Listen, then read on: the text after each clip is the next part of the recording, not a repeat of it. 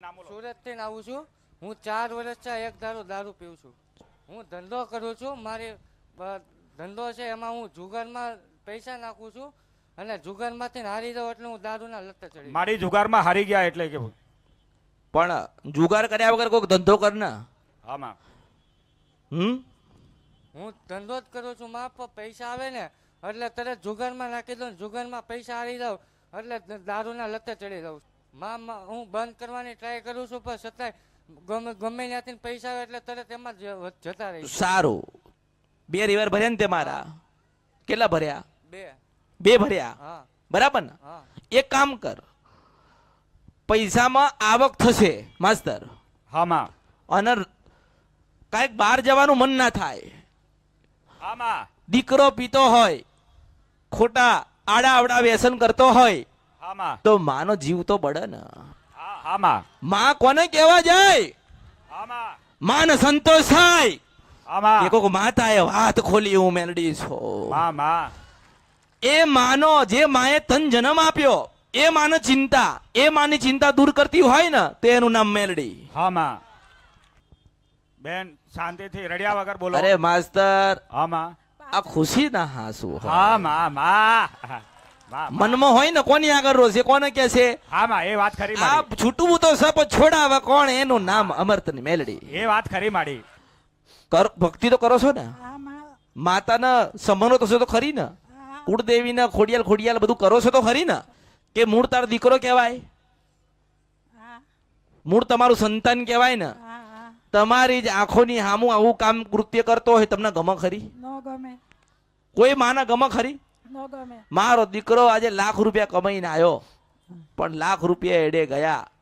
માસ તે બ્રહ્માણી ને કે, માસ એટલે મેલડી ને કે, માસ એટલે ખોડિયાલ ને કે, માં તું બેઠી છે મારા દીકરાને હાચવજે, મારા દીકરાને સંભાળજે, મારા દીકરાને આમાંથી વાળજે. તો આ સમય આવ્યો હું મેલડી છું.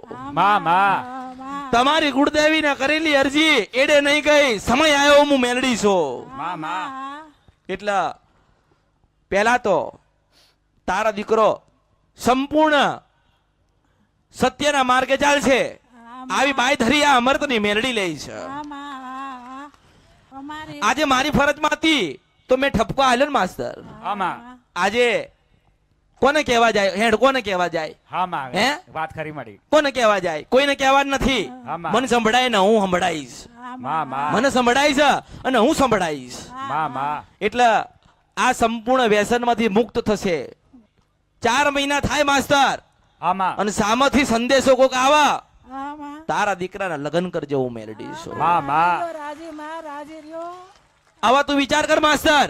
આમાં આપણે કહીએ ને કે શિગોતર માં થયા, આમાં મારા દીકરાનું કોણ? માં મરી જાય આમાં આનું કોણ? ખરો એને માડી. એને એટલી બુદ્ધિ, એ દીકરાને એટલી બુદ્ધિ નથી ચાલો નથી, પણ અમારાથી મેલડીએ તો જ્ઞાન આપ્યું ને આમાં કે પત્ની છે ને 10 વખત મળે. આમાં રસ્તામાં કોઈ સ્ત્રી જતી હોય ને એ તને રાકડી બાદ છે, આમાં પણ તને દીકરો કેનારી માં નથી મળતી. મને ઓળખો ને તો ઓળખાય. માં એક જ વખત મળે છે, માં એક જ વખત મળશે. આમાં એટલે મારા પગે લાગવું નથી ને મેં કોઈના પગે લગાયા નથી, આમાં પણ તું તારી માના પગે લાગી જા એટલે તારી માં રાજી થઈને તને આશીર્વાદ આલશે હું મેલડી છું. પણ માં આશીર્વાદ આલે જો એની આંખોમાં જો હું મેલડી છું. મારો દીકરો આજે સત્યના માર્ગે જાય છે, મારું સપનું પૂરું થાય છે, મારું સપનું પૂરું થાય છે. માએ મારી અરજી સ્વીકારી. એટલે દરેકને હું કહું છું કે કોઈને ના કઈ કહી એકતા હોય ને એ અમરથી મેળવી કહેવા આવજો. હું નારાયણ ને કહેવા જઈશ, તમારી કુળદેવી ને કહેવા જઈશ. માં રાત્રે 12 વાગે માસ્તર ભજન કરે ને તો શું કે ખબર છે? માતાજી મારા દીકરાને વાળજો, મારા દીકરાને લગ્ન કરી આલજો. માં છે એટલે તો માગશે. માં છે તો કોના માટે માગ્યું? એના દીકરા માટે માગ્યું ને. એટલે એની માને કહું છું, દીકરાની માને કહું છું કે ખાઈને પીને આનંદ કરીને ખોડિયાલનું માતાઓનું ભજન કરજે. આજથી તારો દીકરો મારો થયો હા, માં. રાજી રે માં રાજી રે